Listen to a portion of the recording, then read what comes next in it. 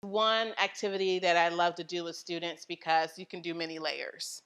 This is personal meaning mapping. It's also called concept mapping, learning mapping, but it's mapping. Mapping is a very common and culturally relevant activity.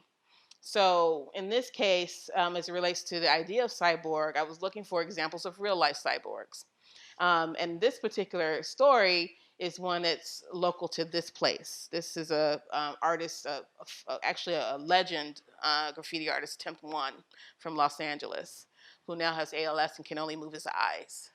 And it's been years since he's been that way. So a bunch of creative technologists, DIYers, and folks got together and created iWriter, which is a way for Temp One to continue to do graffiti using the movement of his eyes.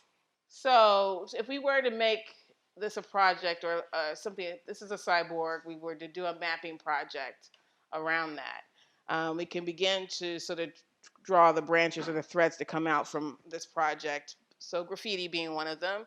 Temp One is a legend in Los Angeles. It's part of a community.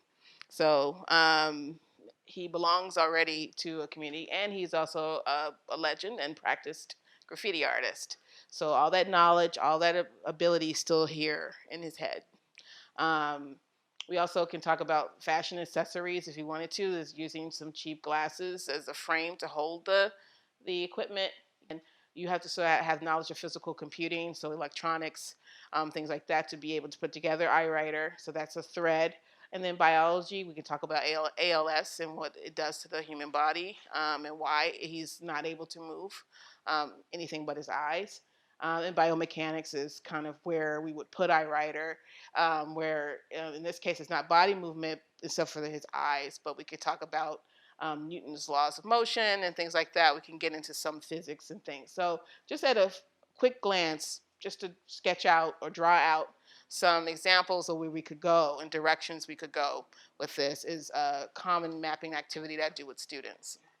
It's a good way to brainstorm. It's a good way to get them to think deeply about a particular project or a topic, and to sort of maybe find something that might be of interest to them. This is a way to unpack the backpack. Mm-hmm.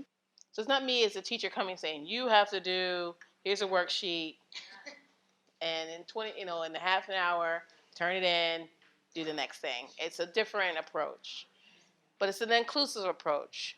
But the real important part is not the making; it's actually this part. It's getting them engaged at the beginning.